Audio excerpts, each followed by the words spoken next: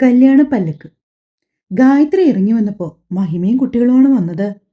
ചേച്ചി, മഹിമയെ വിളിച്ചുകൊണ്ട് ഗായത്രി അവൾക്കടുത്തേക്ക് ചെന്നു. എന്നാലും ചേച്ചി, ഇത് വലിയ സർപ്രൈസായി പോയല്ലോ. സത്യം പറഞ്ഞാൽ ഞാൻ ഇന്നൊട്ടും പ്രതീക്ഷിച്ചതല്ല ചേച്ചിയും കുട്ടികളും വരുമെന്ന്. ഒന്നും പറയണ്ട എൻ്റെ ഗായു. എപ്പോഴും കരുതും കുട്ടികൾക്ക് സ്കൂൾ അടയ്ക്കുമ്പോൾ 2 ദിവസം ഇവിടെ ഒന്ന് വന്ന് നിൽക്കാൻ വരണമെന്ന്. അപ്പം അവിടെ എന്തെങ്കിലുമൊക്കെ പ്രശ്നങ്ങൾ കാണും. ഒന്നില്ലെങ്കിൽ അമ്മയ്ക്ക് എന്തെങ്കിലും വയ്യായിക, പിന്നെ ചിലപ്പോ അവിടുത്തെ കുട്ടികളും വരും. ഇന്നിപ്പോ ഞാൻ രണ്ടും കൽപ്പിച്ചിങ്ങി പോന്നു. എനിക്കും ആഗ്രഹമില്ലേ എൻ്റെ അച്ഛൻ്റെ അമ്മയുടെ ഒപ്പം നിൽക്കാന്. പറഞ്ഞുകൊണ്ട് മഹിമ ഗീതയും മഹിയെയും ഒന്ന് കണ്ണിറുക്കി കാണിച്ചു. ചേച്ചി ഇരിക്ക്, ചായ എടുക്കാം. ചായയൊക്കെ ഞങ്ങൾ കുടിച്ചതാ ഗായു. ഞാൻ വന്നപ്പോ അമ്മയുടെ അടുത്ത് ചോദിച്ചു. അപ്പൊ അമ്മ പറഞ്ഞു നീ കിടക്കുവാണെന്ന്. പിന്നെ ഉറങ്ങി എഴുന്നേക്കട്ടെ എന്ന് കരുതിയാ വിളിക്കാതിരുന്നത്. എക്സാം ഒക്കെ ആയതുകൊണ്ട് നല്ല ടെൻഷനും വെപ്രാളവും ഒക്കെ ആയിരിക്കുമല്ലോ. എന്റെ ചേച്ചി, അതൊന്നുകൂടി പറ. സത്യം പറഞ്ഞാലേ മര്യാദയ്ക്കൊന്നും ഉറങ്ങിയിട്ട് കൂടിയില്ല. പിന്നെ പിന്നെ അത് വെറുതെയാ ചേച്ചി. ഇന്ന് രാവിലെ ഞാൻ നോക്കുമ്പോ എക്സാമുള്ള ആളാണ് മൂടി പുതച്ചു കിടന്ന് ഉറങ്ങുന്നത്. മഹേഷ് ഇടയ്ക്ക് കയറി പറഞ്ഞു. ഞാൻ ഒരുപാട് നിർബന്ധിച്ചിട്ടാണ് അവൾ എഴുന്നേറ്റിരുന്ന് 2 അക്ഷരം പഠിച്ചത്. പെട്ടെന്ന് മഹേഷ് അങ്ങനെ പറഞ്ഞതും ഗായത്രി കള്ള പരിഭവത്തോടെ അവനെ ഒന്ന് നോക്കി. ഈ മഹിയേട്ടൻ ചുമ്മാ പറയുന്ന ചേച്ചി. ഞാൻ കുറച്ചു ദിവസം മുമ്പ് റിവിഷനൊക്കെ കംപ്ലീറ്റ് ചെയ്തതാ. അതുകൊണ്ടാണ് ഞാൻ കിടന്നത്. അവരത് പറഞ്ഞുകൊണ്ടിരിക്കുമ്പോൾ തന്നെ ഗീത അടുക്കളയിലേക്ക് പോയി 2 ഗ്ലാസും ചായയുമായി അവിടേക്ക് വന്നു. ഒന്ന് ഗായുവിനും മറ്റൊന്ന് മഹിക്കും കൊടുത്തു. അതൊക്കെ പോട്ടെ, അച്ഛനോടമ്മേ. അത്ര നേരമായിട്ട് മാധവനെ അവിടെ എവിടെയും കാണാഞ്ഞതുകൊണ്ട് ഗായു ചോദിച്ചു. ഇവള് വരൂന്നറിഞ്ഞപ്പോ അച്ഛൻ നേരെ ചന്തയിലോട്ട് പോയി. പുഴമീൻ വല്ലതും കിട്ടുമെങ്കിൽ വാങ്ങിക്കാന്ന് കരുതി. കുട്ടികൾക്ക് പുഴമീൻ വലിയ ഇഷ്ടാ. ഗായ്മോൾക്കും ഇഷ്ടമല്ലേ പുഴമീൻ? ഗീത ചോദിച്ചു.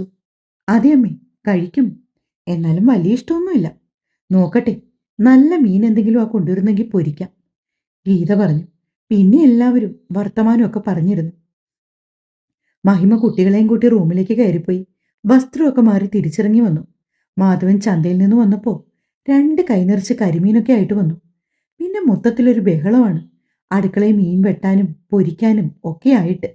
അവർക്കിടയിൽ മഹേഷും കൂടി. നാളെ ശനിയും മറ്റന്നാൾ ഞായറും ആയതുകൊണ്ട് തന്നെ ആർക്കും ജോലിക്കൊന്നും പോകണ്ട. ഇടയ്ക്ക് എപ്പോഴോ സമയം കിട്ടിയപ്പോഴാണ് ഗായുവിന് തന്റെ ഫോണിനെക്കുറിച്ച് ഓർമ്മ വന്നത്. അത് മുകളിലാണല്ലോ എന്നോർത്ത് അവൾ നേരെ മുകളിലെ അവരുടെ റൂമിലേക്ക് പോയി. ചെല്ലുമ്പോൾ കാണുന്നത് ഫോണിൽ ശ്യാമളയുടെ മിസ് കോൾ ഉണ്ട്. അവൾ അവരെ തിരികെ വിളിച്ചുകൊണ്ട് ബാൽക്കണിയിലേക്ക് ഇറങ്ങി നിന്നു. സോറി അമ്മേ, ഫോൺ മുകളിലായിരുന്നു. ഞാൻ താഴെ. ചേച്ചിയും കുട്ടികളൊക്കെ വന്നിട്ടുണ്ട്. ആഹാ, മഹിമയൊക്കെ വന്നോ? ആ വന്നമ്മേ, ഇന്ന് വൈകിട്ടാ വന്നേ.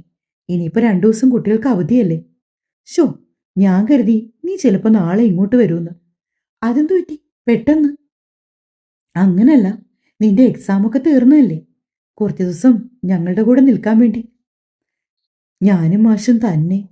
ഒരു വല്ലാത്ത ശൂന്യതയാ മോളെ, ശ്യാമള വിഷമത്തോടെ പറഞ്ഞു. ചേച്ചിയൊക്കെ തിരികെ പോയിട്ട് ഞാൻ കുറച്ചു ദിവസം അവിടെ വന്ന് നിൽക്കാം, പോരെ? ഗായത്രി ചോദിച്ചതും ശ്യാമളയുടെ മുഖം വിടർന്നു. അത് മതി. അതൊക്കെ പോട്ടെ, അച്ഛൻ ഇവിടെ. അച്ഛൻ കവലയെ വരെ പോയിരിക്കുന്നു. വായനശാലയിൽ ഇന്നെന്തോ ബുക്കുകളോ മറ്റോ വന്നിട്ടുണ്ട്. അതിന്ന് മാഷ്ക്ക് വായിക്കാൻ പറ്റുമെന്ന് 1-2 എണ്ണം നോക്കിയെടുക്കാൻ പോവാണെന്ന് പറഞ്ഞു. നിധിയും ബാലയും വന്നിരുന്നോ? വന്നിരുന്നു. ഇന്ന് ജയന്തി അവിടെ പായസം ഉണ്ടാക്കി. ഒരു തൂക്കുപാത്രത്തിൽ കുറച്ച് പായസവും കൊണ്ട് 2 പേരും വന്നു. അവിടെന്താ വിശേഷം? ഏയ്, വിശേഷമൊന്നുമില്ല. ഇന്ന് പരീക്ഷയൊക്കെ തീർന്നതല്ലേ. അപ്പൊ കുട്ടികൾ പറഞ്ഞത്രേ അവർക്ക് പായസം കഴിക്കാൻ ആഗ്രഹമുണ്ടെന്ന്. പിന്നെ ഒന്നും നോക്കിയില്ല, ജയന്തി ഉണ്ടാക്കി. അതിലൊരു പങ്ക് ഇവിടേക്കും കൊണ്ടുവന്നു. അത് പറഞ്ഞപ്പോഴാ ഗായത്രി ഓർത്തത്. ഗംഗയ്ക്കായിരുന്നു പായസത്തിനോടൊക്കെ ഒരു പ്രത്യേക താല്പര്യം. അവൾക്ക് ഇഷ്ടമാണെന്ന് അറിഞ്ഞുകൊണ്ട് ജയന്തി പായസം ഉണ്ടാക്കുകയും ചെയ്യും. ജയന്തിയുടെ ഭക്ഷണത്തിനൊക്കെ ഒരു പ്രത്യേക കൈപുണ്യവുമാണ്. മോളെ, നീ കേൾക്കുന്നില്ലേ? മറുപുറത്തു നിന്ന് ശ്യാമള എന്തോ ചോദിച്ചിട്ടും മറുപടി പറയാതെ പഴയ കാര്യങ്ങളിൽ മുഴുകി നിൽക്കുവാണ് ഗായു. കേൾക്കുന്നുണ്ടമ്മേ, പറഞ്ഞു. ഏയ്, അങ്ങനൊന്നുമില്ല. ഞാൻ വെറുതെ നിന്റെ ശബ്ദം ഒന്ന് കേൾക്കാൻ വേണ്ടി വിളിച്ചതാ. പിന്നെ മോള് താഴേക്ക് ചെല്ല്. അവരെല്ലാരും അവിടെയല്ലേ. ശരിയമ്മേ, പറഞ്ഞുകൊണ്ട് ഗായു കോൾ കട്ട് ചെയ്തു. ഫോൺ ഇട്ടിരുന്ന പാന്റിന്റെ പോക്കറ്റിലേക്ക് വെച്ച് നേരെ താഴേക്ക് ഇറങ്ങി ചെന്നു. അപ്പോഴേക്കും തന്നെ അത്താഴത്തിനുള്ള സമയമായി. ഗീതയും മഹിമയും ചേർന്ന് ഭക്ഷണ സാധനങ്ങളെല്ലാം എടുത്ത് ഡൈനിങ് ടേബിളിലേക്ക് വെച്ചു. എല്ലാം കൂടി ഒരുമിച്ച് കണ്ടപ്പോൾ ഗായുവിന് പിന്നെയും വിശപ്പില്ലായ്മ. വലിയ താല്പര്യമില്ലാതെ അവിടെ നിൽക്കുന്നവളെ പിടിച്ചു വലിച്ച് തനിക്കടുത്തേക്ക് ഒരു ചെയർ വലിച്ചിട്ട് അതിലേക്ക് ഇരുത്തിയത് മഹിയാണ്. എന്തു പറ്റി ഗായു? എക്സാമൊക്കെ കഴിഞ്ഞില്ലേ? ടെൻഷനൊക്കെ തീർന്നില്ലേ? ഇനിയിപ്പോൾ മര്യാദയ്ക്ക് ആഹാരമൊക്കെ കഴിക്കണം കേട്ടോ. നീ നോക്കിയ മഹിമേ, വിവാഹം കഴിഞ്ഞു വന്നപ്പോൾ ഇത്തിരി കൂടി തടിയുണ്ടായിരുന്നു. ഓരോ പെൺകുട്ടികളും വിവാഹമൊക്കെ കഴിഞ്ഞു കഴിയുമ്പോഴാണ് ഒന്ന് നന്നാവുന്നത്. ഇവിടെ നേരെ തിരിച്ചാ. ഗീത പരിഭവം പോലെ പറഞ്ഞു. അവരെ വിഷമിപ്പിക്കട്ടല്ലോ എന്ന് കരുതി ഗായുവെക്കുറിച്ച് അധികം ചോറും കറികളും ഒക്കെ എടുത്തുകൊണ്ടിരുന്നെങ്കിലും അവൾക്കൊന്നും കഴിക്കാൻ പറ്റുന്നില്ല. അവളുടെ ഈ വക ഭാവങ്ങളൊക്കെ മഹി ഒരു കണ്ണാലെ കാണുന്നുണ്ട്. എല്ലാവരും കഴിച്ചെഴുന്നേറ്റിട്ടും ഗായു മാത്രം നുള്ളിപ്പെറുക്കി ഇരിക്കുന്നത് കണ്ട് മഹി അല്പം കൂടി അവൾക്കടുത്തേക്ക് നീങ്ങിയിരുന്നു. എന്തു പറ്റി ഗായു? നിനക്കെന്താ ആഹാരം വേണ്ടേ? കഴിക്കാൻ പറ്റുന്നില്ല മഹിയേട്ട. എങ്കിൽ പിന്നെ ഒരു കാര്യം ചെയ്തു, ഈ ഫിഷ് ഫ്രൈയും ഈ പകുതി ചോറും കഴിക്കും, ബാക്കി ഞാൻ കഴിച്ചോളാം. അവളുടെ പ്ലേറ്റിലേക്ക് വിരൽ ചൂണ്ടി പറഞ്ഞുകൊണ്ട് മഹേഷ് അവളുടെ പാത്രത്തിൽ നിന്നും കുറച്ചധികം ചോറ് തൻ്റെ പ്ലേറ്റിലേക്കെടുത്ത് മിച്ചമുള്ളത് അവളോട് കഴിക്കാൻ പറഞ്ഞു. അത് കണ്ടുകൊണ്ടാണ് മഹിമ അടുക്കളയിൽ നിന്ന് ഡൈനിങ് ഹാളിലേക്ക് വന്നത്. പിന്നെ പെട്ടെന്ന് അവരുടെ ശ്രദ്ധയിൽപ്പെടാതെ മഹിമ നേരെ മുറിയിലേക്ക് അങ്ങ് പോയി കളഞ്ഞു. ഒന്നും രണ്ടും വർത്താനമൊക്കെ പറഞ്ഞ് മഹേഷും ഗായത്രിയും ആഹാരമൊക്കെ കഴിച്ച് പ്ലേറ്റ് കൊണ്ടുപോയി കഴുകി വെച്ച ശേഷമാണ് തിരികെ റൂമിലേക്ക് പോയത്. ആ രാത്രിയും ഗായത്രിക്ക് ഉറക്കം വന്നില്ല. അവൾ വെറുതെ തിരിഞ്ഞും മറിഞ്ഞും കിടന്ന് ഒരുവിധം ഉറങ്ങാൻ ശ്രമിച്ചു. സമയം ഏകദേശം 9:30 ആയിട്ടേ ഉള്ളൂ. അപ്പോൾ അതേസമയം ഗംഗയുടെ വീട്ടിൽ 9:30 ആയിട്ടും രാഹുലിനെ കാണാത്തതുകൊണ്ട് ഗംഗയ്ക്കൊരു വെപ്രാളം. അവൾ ഫോണെടുത്ത് രാഹുലിന്റെ നമ്പർ ഡയൽ ചെയ്തു. ഒരു വട്ടം മുഴുവനും ബെല്ലടിച്ച് നിന്നെങ്കിലും രാഹുൽ കോളെടുത്തില്ല, തിരിച്ചും വിളിച്ചില്ല. ഒരു 10 മിനിറ്റ് കൂടി കഴിഞ്ഞു കാണും. അപ്പോഴേക്കും മുറ്റത്തൊരു ബൈക്ക് വന്ന് നിൽക്കുന്ന ശബ്ദം കേട്ട് ഗംഗ ധൃതിയിൽ ഓടി വാതിൽ തുറന്ന് ഉമ്മറത്തേക്ക് ചേർന്നു. തലയിൽ നിന്ന് ഹെൽമറ്റ് ഊരി മാറ്റിക്കൊണ്ട് രാഹുൽ ഇറങ്ങുന്നത് കണ്ടതും ഗംഗ അവനെ ചിരിയോടെ നോക്കി വാതിൽപ്പടിയിൽ തല ചേർത്ത് നിന്നു. ഞാൻ വിളിച്ചിരുന്നു കുറച്ചു മുമ്പ്. ഞാൻ വണ്ടി ഓടിക്കുമായിരുന്നടോ, അതാ എടുക്കാഞ്ഞേ പറഞ്ഞുകൊണ്ട് രാഹുൽ അകത്തേക്ക് കയറി. അമ്മയും ടെമ്മിയും ഒക്കെ ഇവിടെ. അവർ രണ്ടാളും മുറിയില്ല. നിങ്ങൾ ആഹാരം കഴിച്ചോ? ഇല്ല, രാഹുലേട്ടൻ വന്നിട്ട് ഒരുമിച്ച് കഴിക്കാന്ന് പറഞ്ഞു. അതുകൊള്ളാം. ഞാനിപ്പോൾ ലേറ്റ് ആയിരുന്നെങ്കിലോ? ഏയ്, എനിക്കറിയായിരുന്നു ഇന്ന് രാഹുലേട്ടൻ ഒരുപാട് ലേറ്റ് ആവില്ലായിരിക്കുമെന്ന്.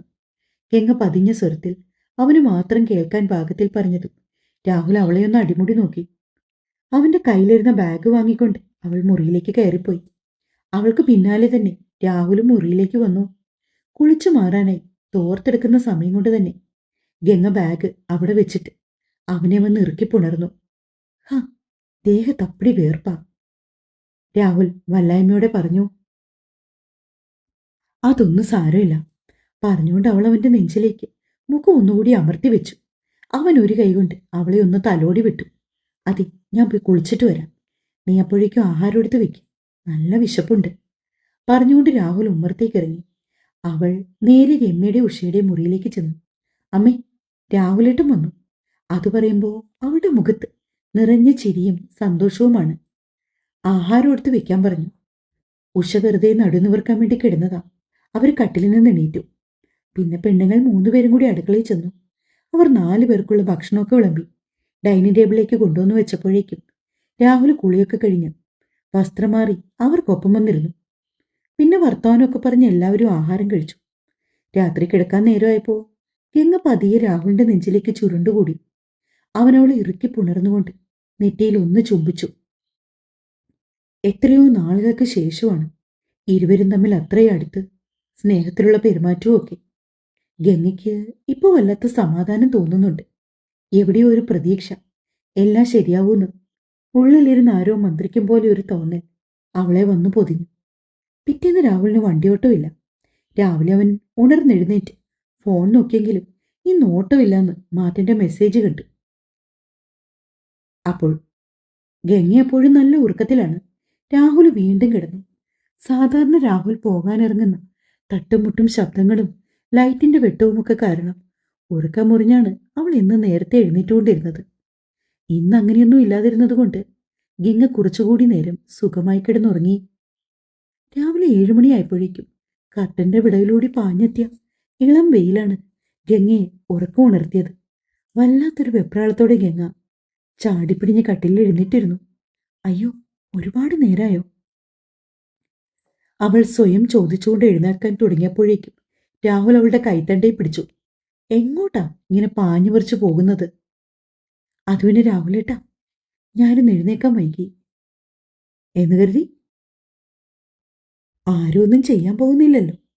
ഇങ്ങനെ ചാടിപ്പിടഞ്ഞ് എഴുന്നേറ്റ് പോയി എവിടെയെങ്കിലും ചെന്ന് തട്ടിയടിച്ച് വീഴുന്നതിനേക്കാൾ എത്രയോ നല്ലതാ സമാധാനത്തോടെ എഴുന്നേറ്റ് പോകുന്നത്. താൻ പയ്യെ പോയാൽ മതി, രാഹുൽ പറഞ്ഞതും ഗംഗ അവനെ നോക്കി ചിരിച്ചുകൊണ്ട് ബെഡിലേക്കിരുന്നു. രാഹുൽ അവളുടെ മടിയിലേക്ക് തല ചേർത്ത് വെച്ച് കിടന്നു. അവൾ മെല്ലെ അവന്റെ മുടിയിഴകളിൽ കൂടി വിരലോടിച്ചുകൊണ്ടിരുന്നു. അവൻ ആ കൈപിടിച്ച് ചുണ്ടോരം ചേർത്ത് ഒന്ന് അമർത്തി മുത്തി. അപ്പോഴേക്ക് സമയം പിന്നെയും മുന്നോട്ട് പോയിക്കൊണ്ടിരുന്നു. ഗംഗ രാഹുലിനെ മെല്ലെ മാറ്റി. അല്ല രാഹുലേട്ടാ, ഇന്ന് പോകണ്ടായിരുന്നോ? ഇന്നില്ലടോ, 2 ദിവസം അടുപ്പിച്ച് ട്രിപ്പ് പോയതല്ലേ. അതുകൊണ്ട് ഇന്നൊരു ദിവസം ലീവ് ആക്കിക്കൊള്ളാൻ മാർട്ടിൻ ചേട്ടൻ മെസ്സേജ് അയച്ചു. എന്താ, തനിക്ക് എവിടെയെങ്കിലും പോകാനുണ്ടോ? ഏയ് ഇല്ല, രാഹുൽ ചോദിച്ചപ്പോൾ അവൾ വിലങ്ങനെ തലകുലുക്കിക്കൊണ്ട് ബെഡിൽ നിന്ന് എഴുന്നേറ്റ് അടുക്കളയിലേക്ക് ചെന്നു. ഉഷയും രമ്യ അടുക്കളയിൽ രാവിലത്തെ പ്രാതലുണ്ടാക്കുന്ന തിരക്കിലാണ്. അന്ന് ഉപ്പുമാവായിരുന്നു കാലത്തെ കഴിക്കാൻ. ഗംഗ പരിങ്ങി പരിങ്ങി അവിടെ നിൽക്കുന്നത് കണ്ട് രമ്യയ്ക്കറിയാതെ ചിരി പൊട്ടി. ഗംഗി, നീ പോയി പല്ല് തേച്ചിട്ട് വാ. ഇവിടെ ഇനി പ്രത്യേകിച്ചൊന്നും ചെയ്യാനില്ല. ശരി ചേച്ചി, തല കുലുക്കി പറഞ്ഞുകൊണ്ടവൾ കിണറിൻ്റെ അടുത്തേക്ക് ചെന്ന് പല്ലൊക്കെ തെച്ച് കൈയും കാലും മുഖമൊക്കെ കഴുകി അകത്തേക്ക് കയറി വന്നു. രാഹുൽ പോയോ ഗംഗെ? ഉഷ ചോദിച്ചതും ഗംഗ ഇല്ല എന്നർത്ഥത്തിൽ തല ചലിപ്പിച്ചു. 2 ദിവസം അടുപ്പിച്ച് ലോങ് ഓട്ടം പോയതുകൊണ്ട് ഇന്ന് രാഹുലേട്ടന് ലീവാണെന്ന്. എങ്കിൽ പിന്നെ നീ ചെന്ന് അവനോടും ആഹാരം കഴിക്കാൻ വരാൻ പറ. സമയം 8:30 ആകാറായി. ശരിയമ്മേ, പറഞ്ഞുകൊണ്ട് ഗംഗ ധൃതിയിൽ മുറിയിലേക്ക് നടന്നു. രാഹുൽ അപ്പോഴേക്കും ഉണർന്നെഴുന്നേറ്റിരുന്നു. അവൻ ബെഡൊക്കെ തട്ടിക്കൊടിഞ്ഞ് കണ്ണാടി നോക്കി മുടി ചീകിക്കൊണ്ടിരുന്ന നേരത്താണ് ഗംഗ റൂമിലേക്ക് ചെന്നത്. ഏട്ടനോട് അമ്മ വേഗം പല്ല് തേച്ച് വരാൻ പറഞ്ഞു. എന്തിന്? ആഹാരം കഴിക്കാൻ വേണ്ടി. പിന്നെ രാഹുലും കൂടി പല്ല് തേച്ച് വന്നോടെ അവർ 4 പേരും ഒന്നിച്ചിരുന്ന് രാവിലത്തെ ഭക്ഷണം കഴിച്ചു. അമ്മേ, ഇന്ന് ഉച്ചയ്ക്ക് എന്താ കറി വയ്ക്കാൻ? മീൻ വല്ലതും കിട്ടിയോ? കഴിച്ചുകൊണ്ടിരിക്കുന്നതിനിടയിൽ രാഹുൽ ചോദിച്ചു. ഇല്ലടാ, എന്നും ഒരു മീൻകാരൻ വരുന്നതാ, ഇന്ന് അയാളെ കണ്ടില്ല. എങ്കിൽ പിന്നെ ഇന്ന് മീൻ മേടിക്കണ്ട. ഞാൻ ചന്തയിൽ പോയിട്ട് കപ്പയും ചിക്കനും ഒക്കെ മേടിച്ചിട്ട് വരാം. അതിന് നിന്റെ ഈ പൈസയുണ്ടോ? 2 ദിവസം ഓട്ടം പോയ പൈസയുണ്ടമ്മേ. പിന്നെ ഉഷയ്ക്കും മറുത്തൊന്നും പറയാൻ തോന്നിയില്ല. മറ്റൊന്നും കൊണ്ടല്ല, ആ വീട്ടിൽ ചിക്കനൊക്കെ വാങ്ങിയിട്ട് മാസങ്ങളായിരിക്കുന്നു. ആഹാരം കഴിച്ചു കഴിഞ്ഞതും രാഹുൽ പെട്ടെന്ന് തന്നെ ഡ്രസ്സ് മാറി ബൈക്കിന്റെ കീയും എടുത്ത് പോകാനിറങ്ങി. ഗംഗ വരുന്നോ? വാതിൽപ്പടി വരെ എത്തിയവൻ തിരിഞ്ഞു ഹാളിൽ നിൽക്കുന്ന ഗംഗയെ നോക്കി ചോദിച്ചു. ഗംഗയുടെ മുഖം പൂന്നില ഉദിച്ചതുപോലെ വിടർന്നു. അവളുടെ നോട്ടം നേരെ പോയത് ഉഷയുടെയും രമ്യയുടെയും മുഖത്തേക്കാ. എന്തിനാ ഞങ്ങളെ നോക്കുന്നേ? പോണെങ്കിൽ പോയിക്കോ. 2 പേരും കൂടി പോയി സാധനങ്ങളൊക്കെ വാങ്ങിയിട്ട് വാ. ഉഷ പറഞ്ഞപ്പോ ചിരിയോടെ തലയാട്ടിക്കൊണ്ട് ഗംഗ ധൃതിയിൽ റൂമിലേക്ക് ഓടി. ചേച്ചി, വേറെന്തെങ്കിലും വേണമെങ്കിൽ അതും കൂടി ഒരു പേപ്പറിൽ എഴുതിത്താ. രാഹുൽ പറഞ്ഞതും രമ്യ മൂളിക്കൊണ്ട് അവളുടെ മുറിയിലേക്ക് പോയി ചെറിയൊരു തുണ്ട് പേപ്പറിൽ ചിക്കൻ മസാലയും സവാളയും ഇഞ്ചിയും വെളുത്തുള്ളിയും അങ്ങനെ ചിക്കൻ കറി വെക്കാൻ ആവശ്യമായ സാധനങ്ങളൊക്കെ എഴുതി പേപ്പർ രാഹുലിന്റെ കയ്യിലേക്കും കൊടുത്തു.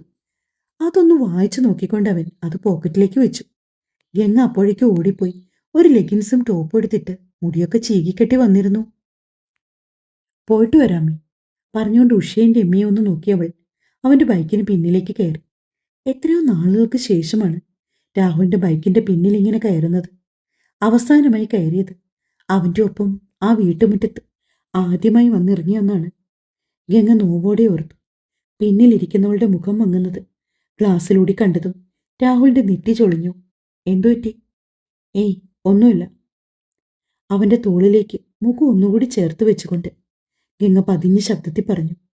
ഒന്ന് മൂളിക്കൊണ്ട് രാഹുൽ വണ്ടി മുന്നോട്ടോടിച്ചു. ചന്തയെത്തിയപ്പോൾ റോഡ് സൈഡിൽ ഒരിടത്ത് വണ്ടി ഒതുക്കി വെച്ച് രാഹുൽ ഗംഗയുടെ കൈയും പിടിച്ച് മുന്നോട്ട് നടന്നു. ചിക്കൻ കടയിൽ പോയി ചിക്കൻ വാങ്ങി സഞ്ചിയിൽ വെച്ചു. മരച്ചീനിയും ലിസ്റ്റിൽ രമ്യ എഴുതി കൊടുത്ത സാധനവും വാങ്ങി. ഭാരമേറിയ സഞ്ചി താങ്ങിപ്പിടിക്കാൻ ഗംഗ പാടുപെടുന്നത് കണ്ടതും രാഹുൽ അത് അവളുടെ കയ്യിൽ നിന്നും വാങ്ങിപ്പിടിച്ചു. ഇതിന് ഇത്രയും ഭാരം ഉണ്ടായിരുന്നെങ്കിൽ തനിക്ക് എന്നോട് പറഞ്ഞുകൂടായിരുന്നോ? മരച്ചീനി കുറച്ചേറെ രാഹുൽ വാങ്ങിച്ചു. അത് ചോദിച്ചപ്പോൾ അവൾ ഒന്നും മിണ്ടിയില്ല. വെറുതെ അവനെ നോക്കി ഒന്ന് ചിരിച്ചതേ ഉള്ളൂ. നമുക്കൊരു ജ്യൂസ് കുടിച്ചാലോ? രാഹുൽ ചോദിച്ചപ്പോൾ ഗംഗയ്ക്ക് സന്തോഷം. കാര്യം അവൾക്കും ഇഷ്ടമാണ് ഇങ്ങനെയുള്ള കുഞ്ഞു കുഞ്ഞു യാത്രകളും ചെറിയ സന്തോഷങ്ങളും ഒക്കെ. ചന്തയുടെ കുറച്ച് അപ്പുറം മാറിയൊരു ജ്യൂസ് കട കണ്ടതും രാഹുലിനൊപ്പം ഗംഗയും അവിടേക്ക് നടന്നു. അവൾക്ക് ഓറഞ്ച് ജ്യൂസ് മതിയെന്ന് പറഞ്ഞതുകൊണ്ട് അവൻ അതുതന്നെ വാങ്ങി. ഒപ്പം 2 കട്ട്ലറ്റ് കഴിച്ചിരുവരും. പിന്നെ രമ്യയ്ക്ക് ഉഷയ്ക്കും വേണ്ടി കുറച്ച് സ്നാക്സും വാങ്ങി. ശേഷം അവരിരുവരും നേരെ വീട്ടിലേക്ക് തിരിച്ചു. ഇളമ്പയിലൊക്കെ കൊണ്ടുവന്നതുകൊണ്ട് തന്നെ ഗംഗയുടെ മുഖം അല്പം വാടിപ്പോയി. വന്ന് കയറിയ പാടെ തന്നെ അവൾ അടുക്കളയിലേക്ക് ചെന്ന് ഒരു ഗ്ലാസ് തണുത്ത വെള്ളം കുടിച്ചു.